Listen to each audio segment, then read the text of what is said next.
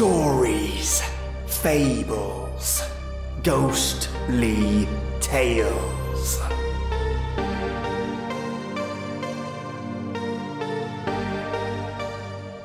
Welcome, my creepy peeps, my devilish denizens, my ghoulish ghosts. Today I have for you Static, a creepypasta story that sees our protagonist plagued with a white noise curse. It haunts him, it follows him, and it preys on his family. Join me today, you brilliant listeners, for a creepypasta with a sickening ending. This is Static by Nykolliboo.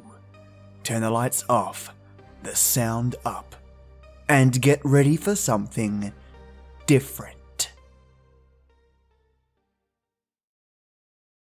Static. I despise the sound of static.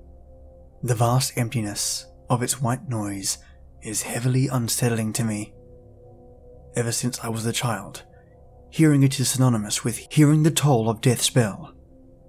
This is because every time I've heard it, something horrific has happened in its stead. When I was 7 or 8, my boombox suddenly stopped playing music and began emitting that scratchy hiss. I had to hold my hands over my ears before shutting it off. An hour later, we got the call that my uncle had been in a terrible car accident. He didn't survive. A flatbed that had been driving in front of him, transporting large sheets of glass, had swerved and one of the sheets flew through my uncle's windshield. He had been decapitated, dying instantly. 6 months later, I was perusing around the market with my mother, while she occupied herself in the produce aisle. I strayed towards the large television at the front of the store. At the time, it was playing Barney and Friends. I hadn't seen it in a while, and having still been a child at the time, it was one of my favourite shows. A couple of other children joined me, and all of us happily stared at that giant purple dinosaur for what seemed like hours. Out of nowhere, the show suddenly stopped, and all it left was a peppery blanket of static. The other children merely slinked away, disappointed that the television seemed to have broken. I, however, clamped my hand over my ears and rushed around the store trying to find my mother. I thrust my hand into hers when I found her at the checkout. She looked down and smiled, but her smile faltered into concern when she saw my look of discontent. I did not want to go home. I had a sudden fear of the answering machine. What would it say? The incident with my uncle left an impact. In a child's mind, association is common. From that day, I had associated the sound of the white noise with the coming of doom. I knew it was going to happen again. I was right. When we entered the house, my mother dropped her keys into the bowl beside the door and pressed the blinking red button on the answering machine. The voice that came through still sends a chill down my spine when I think about it. I hear it so clearly still.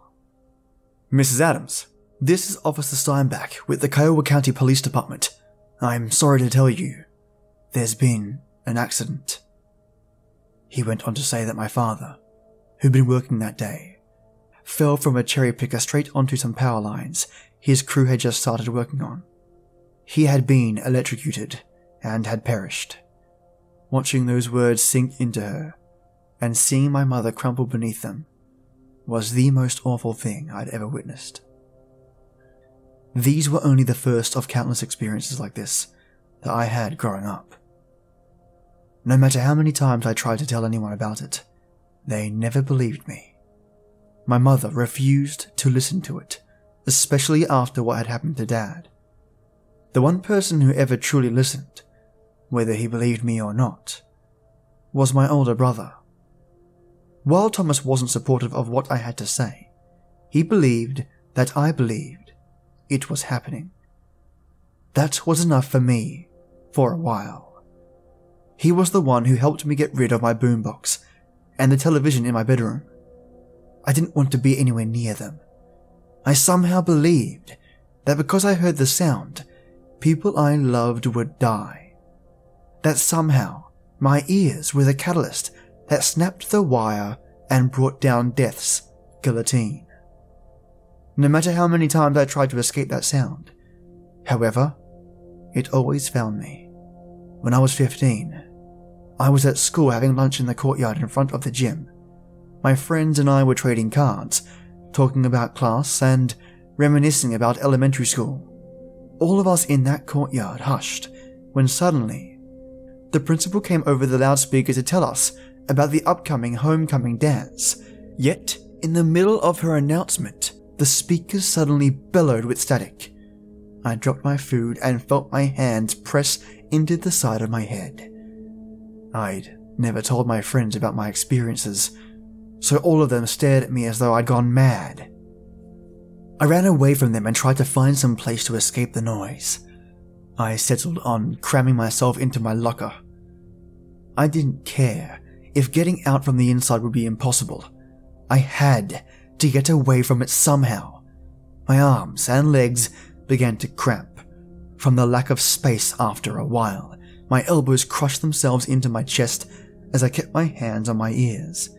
Eventually, any outside noise suddenly became the static I tried to escape from. I'm still not sure how long I stayed in there. It could have been hours, even days, for all I knew. I spent a large amount of that time trying to quiet the fearful thoughts that began swimming their way through my brain. I couldn't help but try to guess who it could be this time. In the years since the first event, after losing my uncle and father, I'd also lost my younger sister, 2 of my aunts, my grandparents, 3 pets, and a cousin. I was convinced that there was a paranormal force out to get me. I thought that somehow, whatever it was had begun slowly picking off my family one by one until I inevitably became the last remaining victim. Eventually, my best friend, Jeremy, found me in my locker. He asked me time and time again to tell him what was going on after that. For weeks he'd bring it up and I would just change the subject. When I finally told him, to my surprise, he believed me. He said that while there's no evidence to suggest that static or white noise could be considered a death omen, he had read things to suggest that such things are linked to some kind of paranormal realm. I didn't want to delve further into that notion. If anything, it only made things worse. When I got home that day, I found my mother crumpled on the couch, crying heavily into one of the decorative pillows.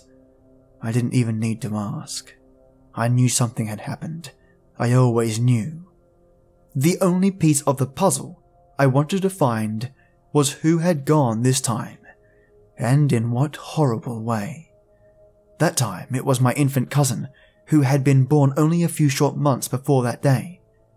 Crib death, they called it. Whatever it was to the outside world, it tore my aunt and uncle to pieces. They were the only extended family left after that. At least until 5 months later, when I heard it again. That time, it was so loud and so grating on my bones that I nearly passed out. Just an hour later, we got a call telling us that both my aunt and uncle had committed suicide. They were found in their bed. Both of them had cut their wrists and held hands as they bled out on their white cotton sheets. My mother couldn't handle it. We were the only family we had left. Just me, my brother, and herself. That was it. I remember my mother being practically catatonic for weeks after that phone call. She didn't leave the house. Often we'd find her sitting on the couch, mindlessly flipping through old family albums. Her hands would summon a mind of their own and casually toss each page aside every few seconds. She barely even glanced at them before moving forward. Every day that went by, I tried desperately to avoid anything electronic. I even convinced Thomas to move the televisions from the living room and mother's room to the garage. While he may not have fully believed me when I first told him, he seemed to give the idea some kind of credibility then. He unplugged the radio, his digital alarm clock, and any other object that could make that sound. For a while it seemed to work. 6 years passed without another incident. I began to believe that whatever it was had been satiated with the blood of everyone it took from us and had moved on.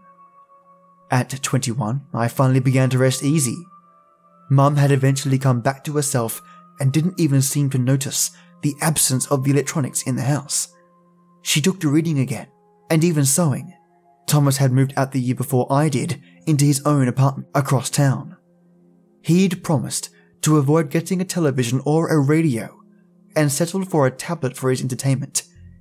He promised to make sure to turn it off after every hour of use and leave it for a while, so it wouldn't somehow suddenly break. I refused to move out for some time. I became so protective of my mother that I felt my leaving would somehow prompt this thing to come back for us. We three were all we had left after so many years of decapitations, electrocutions, suicides, crib deaths, murders, maulings, car accidents, surgical accidents, accidental falls, impalements, heart attacks, accidental shootings, wild dog attacks, drownings, and work-related dismemberments. I became very aware of every object around us in those final months. While the static had been silent for a long time, I still became convinced that death was simply quietly perched on the mantle of our home, waiting for its moment to strike. Like a venomous serpent coiled and poised before its prey, I imagined its eyes on us as we moved about our daily lives. I never did tell Mum about any of it. I didn't want to upset her more than she'd already been in the past 13 or 14 years. Losing my father had been hard enough on her, but to lose so many others after that, and in the most gory, unsettling ways, to give her some hocus-pocus story about a sound following us and killing the people we cared about would probably drive her to breaking point. That is, if she even believed me. Or perhaps that kind of explanation would have calmed her. I would never know. I finally agreed to move out when she thrust college applications and apartment listings at me. She told me it made her sad to think that I was spending my life looking after her instead of living it. I couldn't help it. I agreed with her. All I wanted was to do right by her. So, I agreed and found my own place a week or so after that. Jeremy and I decided to get it together. He agreed not to bring any electronics. He never stopped believing me after finding me in the locker so many years ago. Living together was a breeze. We both had steady jobs, paid our bills on time, made compromises, and brought our own food. But we still shared with one another. That year, things were perfect. We even fell in love with one another after a while. We became a couple, much to the happiness of our parents, who had watched us grow up together. Mum was particularly enthused about the situation. She even began talking weddings after a while. While Jeremy and I were certainly happy at the time, it had only been 7 months since we began dating. However, the notion didn't seem to ward him off.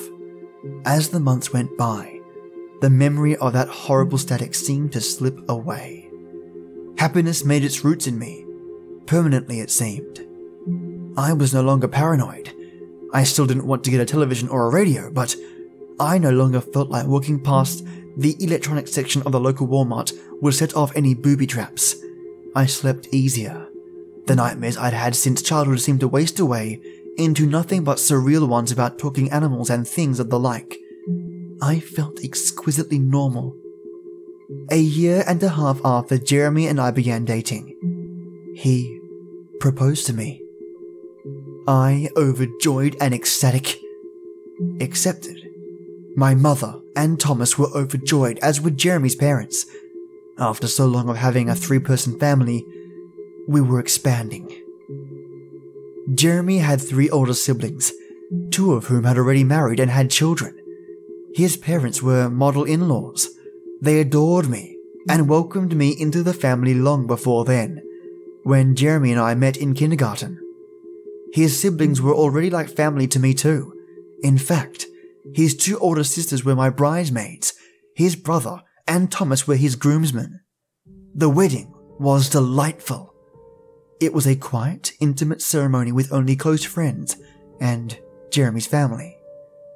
Only 30 people were in attendance, but that's what made it so wonderful. It felt safe, wholesome, and warm. A beautiful summer day. Our altar was 2 willow trees that stood side by side in the park beside a small pond. We didn't decorate much.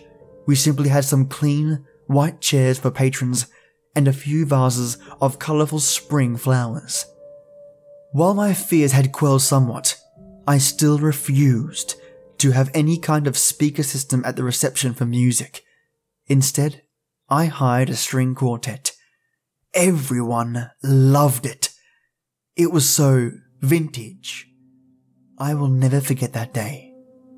It will always bring the brightest light in the ebony void that was my life beforehand. But all good things must come to an end. We moved from our apartment not long after the wedding, deciding that in order to start a family, we would definitely need more space. The most generous wedding gift we'd gotten was a $25,000 check from Jeremy's uncle, who played the stock market. He told us a nest egg takes too long to grow, so he wanted to give us a fresh start. We took that check and put a down payment on a beautiful 2-story colonial-style house in the next town over. I loved every single thing about that house, from its sky blue shutters to the cleaned white pillars that held up the awning over the porch. Moving day was almost like a big family gathering. Everyone seemed to be there, helping us move all of our stuff in and unpack. We settled in so easily. It was as if we'd lived there all of our lives. At the end of the day, Jeremy's sister, Lillian, sat with us on our porch while her 2 kids played in the front yard. She told us that she had gotten us a special housewarming present earlier that week and that it would be arriving within the next few days. Both Jeremy and I were overwhelmed. We'd already been given the money to get our own home, but she wouldn't take no for an answer. When it came, I was alone, making sure that every surface in the house was clean and filled with our own clutter and knickknacks. I heard the doorbell, answered and signed for a very large box. I dragged it in and realized that the shape of the box resembled the kind that TVs are generally delivered in. I remember staring at it for a while, debating with myself about opening it. The old twinges of anxiety played drums in my stomach and my brain, while I walked circles around the box, running my hand on the taped seams. I called Jeremy and told him what Lillian had sent us. He was a little angry at first. He'd told Lillian that I was old-fashioned and didn't believe in having a TV, explaining away why we never had one. But in my head, whatever had happened before had ceased, and that maybe it was time to let it all go. I felt ready to set everything aside and grow up. I was 25 then. It seemed appropriate that I let all the superstitions, fears, and paranoia slip from my hands and fall away. Before he got home, I unloaded the TV from its box, moved the coffee table against the wall in front of the couch, and carefully lifted the television onto it. For a long time, I sat on the couch and stared at it, willing myself to plug it in and watch something. If anything, just to give myself that final push into peace of mind. Jeremy came home while I was contemplating this. He watched me for a little while before plugging it in himself. I remember feeling my body jump a little off the couch cushion when he turned it on. All that met us was a bright blue screen with the letters AUX in the top right-hand corner. Nothing was attached to it. We didn't even have a disc player or a satellite service. Both of us chuckled at this. We finally had one, and we couldn't even use it. For a few months, that's how it remained. The giant box merely sat in our living room, eerily catching our reflections when we walked past or sat down to read. We'd become so used to being unplugged that it was merely an ornament in our home for a long time. Eventually, I agreed that Jeremy could purchase a radio. I never even listened to the radio in our car. It had been years since I really listened to music on anything but an iPod. I never feared the static from one of those. I was never sure why. I felt that perhaps if we'd taken the step to get a TV, that a radio wouldn't be so bad. When he brought it home, I felt no sense of unease. This to me meant that I was really moving on. I remember listening to music with him on it that first night, dancing around our living room without a care in the world. We seemed to float away on it, losing ourselves in the plucky up-tempo melody of some current top 40s hit. Out of nowhere, there it was. That horrid, itchy, sporadic, menacing white noise. The endless void of millions of screams, all rolled into one insane loop. I don't know who got to it first, since both of us launched at it the moment it began to emit that gut-twisting noise. Both of our hands laid on that off switch for a long time, as we tried to catch our breath.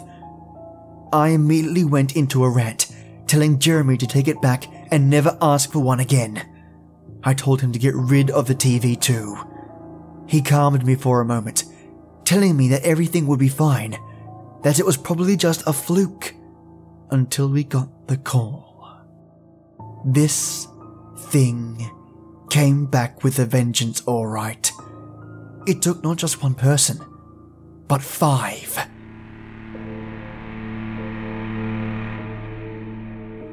Jeremy dropped the phone and crumpled to the floor, consumed by an overwhelming grief. His brothers, sisters, his brother-in-law and sister-in-law, who had all been on a cruise together, had died. They were in the ship's ballroom dancing and having a good time when the massive chandelier above them detached from its wires and crushed them. Because of this, his 2 nephews and 3 nieces were now orphans. The funerals were all combined into one big one. There were so many people there, and as I looked into the saddened faces of each one, I couldn't help but blame myself. Perhaps if I had not allowed Jeremy to get that radio, their lives would be spared. They'd still be here, their children. The looks on their faces still haunt me to this day. Despite getting rid of the television and radio, it didn't stop. It just kept coming in waves. No matter where we were, somehow it would find us. Our answering machine started it, taking Jeremy's mother. She sank to the bottom of a river in a fishing boat while out with a friend. Her friend survived. Next, after having been off for years, the radio in my car suddenly howled at me one day, this time taking Jeremy's father. He was a window washer. He'd become tangled in the ropes, and part of one wrapped around his neck. Next, all of the televisions at the store suddenly went snow white while shopping one day. This time, claiming his aunt and uncle in a skiing accident. His other aunt and uncle went separately. One was shot in a robbery. The uncle who had given us the gift of our home, he shot himself on accident while cleaning his pistol. The children, I don't even want to reiterate what happened to them. They were under our care at the time. The investigations that came after that took 4 years of our lives away, as well as them. In 6 years, Jeremy lost his entire family. He wasn't able to handle it. One day, I heard it from some guy's boombox in the park. that was the day my Jeremy took his own life. Finding him was agony. I will never be able to get rid of the sight of his body lolling back and forth at the top of the stairs. I cannot erase cutting him down, desperately trying to resuscitate him, or watching the EMT zip up the body bag and roll him away from me. Finally, it took the only two people I had left. 7 months after Jeremy committed suicide, I moved back in with my mother. Even before then, I'd been staying with her on and off. Unable to walk into my own home without feeling the cold, withered hand of death grab me by the shoulders. I was nearly committed in that time. I became reclusive, increasingly paranoid, barely showered and nearly refused to come out of my room unless I had to use the toilet. I didn't eat either. I must have lost 50 pounds in that time frame. After I moved in, I didn't change much. Thomas would come and visit every now and then, trying desperately to get me out of the house. I just couldn't. I didn't want to be cornered by it. I didn't want to go out for groceries and have the store's speaker system suddenly become corrupt. I didn't want my car to suddenly sprout a new radio. I'd had it removed and explode into a mass of pure sound. I avoided everything and everyone for the most part. I didn't talk on the phone. In fact, my mother would constantly ask me if I'd unplugged it, which I did. I slowly began to feel the last strands of my sanity float away on the breeze, piece by piece. Until one day, I was alone in the house and went downstairs to go to the bathroom. The upstairs one had a window that faced the neighbours. Mother always forgot to fix it as it was stuck open for years. The neighbours played their radio around that time of day. I didn't want to be in that bathroom if it went off. The downstairs bathroom had no window, so it felt safer. As I sat there, feeling the cold porcelain of the seat press into my legs, I heard it. I panicked, pants wrapped around my ankles, shimmying around on that damn thing, trying to find the source. When I found it, I cursed. Mum had gotten a shower radio that stuck to the wall on those little rubber suction cups, and it was screeching at me, echoing off the tiled walls like the sound of a banshee's cry. I fell forward, my feet tangling in my jeans. As I tried to reach it, I scrambled up and ripped it from the wall, slamming into the floor under my foot. It just kept going. I felt I was about to snap. I continued to stomp on it until, of its own fruition, it ceased. I stood there staring at it, feeling my bones trembling beneath my flesh. I flew from the bathroom and found my cell phone. When I dialed my mother's number, all I heard was that horrid static. Same with Thomas. I began bawling, screaming through my sobs at it to stop and leave us be. Amid my screaming, my phone began to ring. I stared at the number on my caller ID, knowing full well what it was. I thought that perhaps if I ignored it, it would go away. That they'd be alright. I tried to rationalize that maybe the answering of the call was what really killed them and not the white noise. Against my better judgment, I answered. While crossing the road from the market with the groceries they'd gone to get for dinner, the brakes of a semi-truck had failed. It had hit them straight on, obliterating them. The only possible form of identification was to look at their licenses. After digging for them through blood and debris, there was barely enough of both of them for a cremation. I had their ashes combined with my father's and laid to rest in his grave. I had their names added alongside his on his tombstone. At this point, I was the only one left alive to attend the funeral. The pastor spewed his usual garbage about release from this life and ascension into heaven. How could there be such a place when all I knew then was a never-ending plane of hell? I couldn't bring myself to believe that my many loved ones were in some fluffy, cloud-laden paradise when all of them died in such horrific ways. The graveyard around me had become a family plot at this point. So many of those gravestones had the names of people I'd once laughed with, people I'd once cried with, shared a home with, shared a bed with.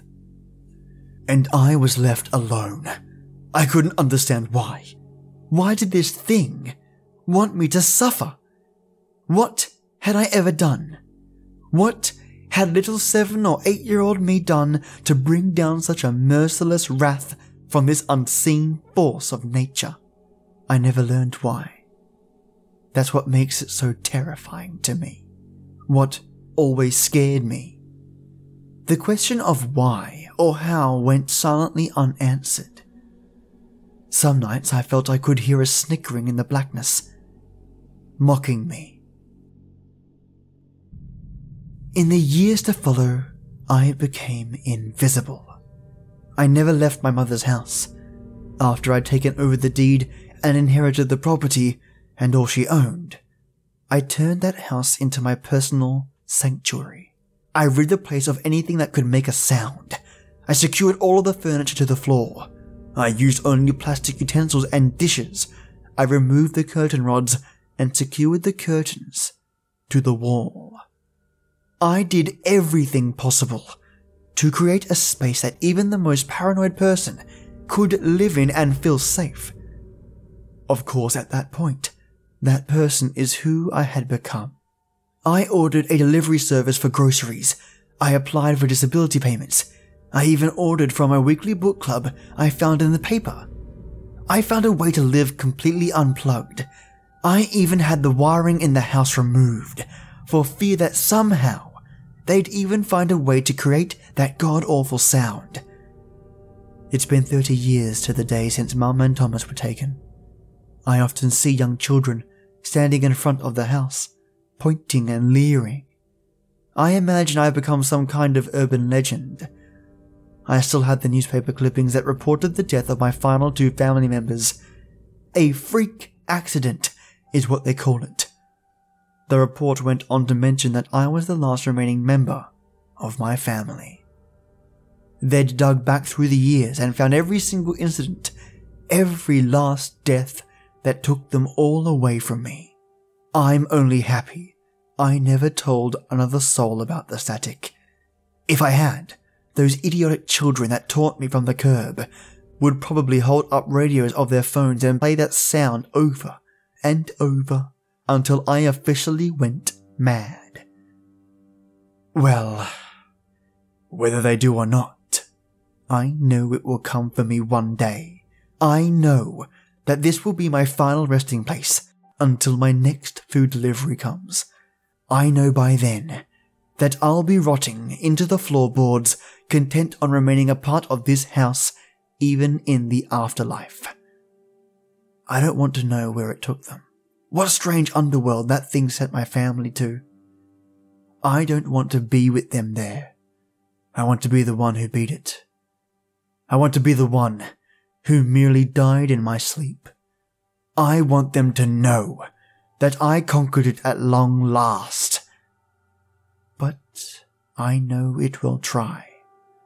Somehow, someday, it will try to come for me. It will cry out in the stillness and grab a hold of my throat and drag me down into the scorching dry air of hell. It doesn't seem to know that I have a plan. I've sat with this ice pick in my hand as I've written all of this down. I've looked at its rusted, sleek features every now and again between pages and paragraphs. I've known what I want to do with it for years. I've only now worked up the courage to do with it what I know I should have done long ago to ensure nothing like this ever happens again. If it doesn't try to take me, perhaps it will decide to continue taking bystanders. I can't let that happen. If this thing works the way I think it does, then this plan will work. You can't torture what cannot hear you.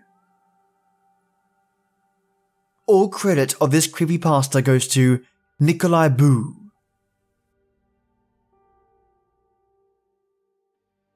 Well, what would you have done? I actually thought the entire way through this story, mate, just buy some earplugs. Sorted.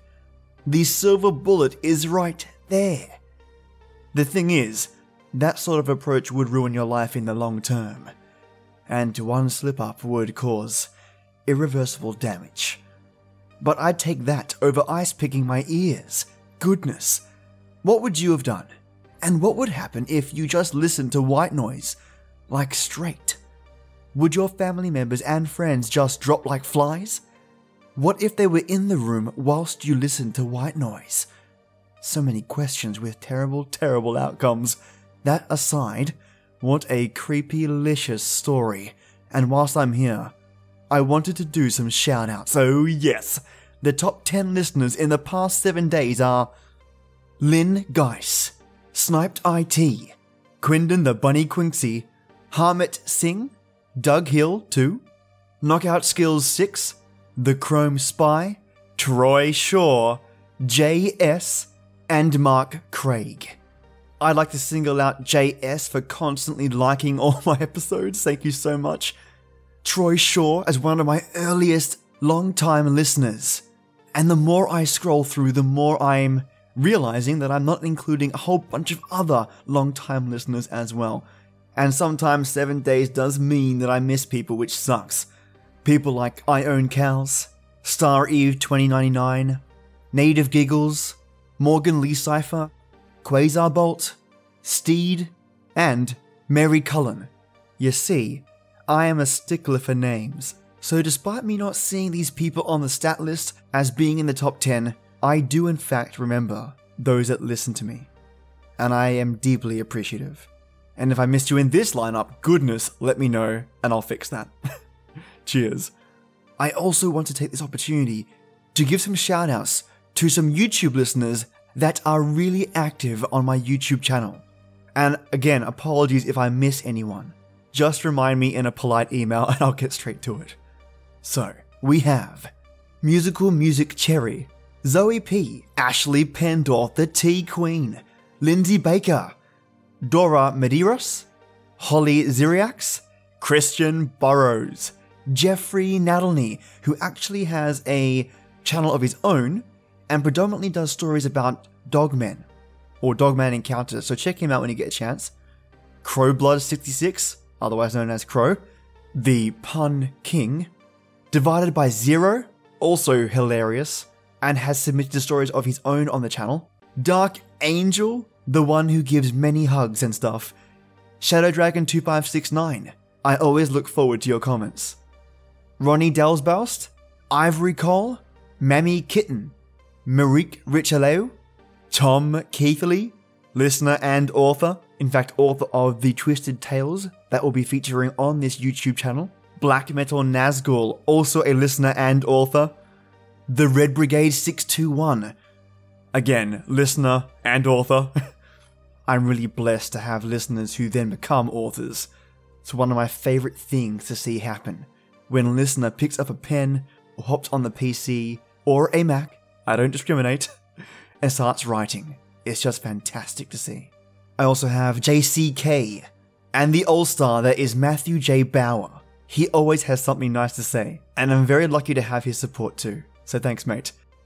Joel Perez, Immunity Zero, also has a channel of his own, so feel free to check out his creepy narrations. Ruby Noir has some fantastic emoticons.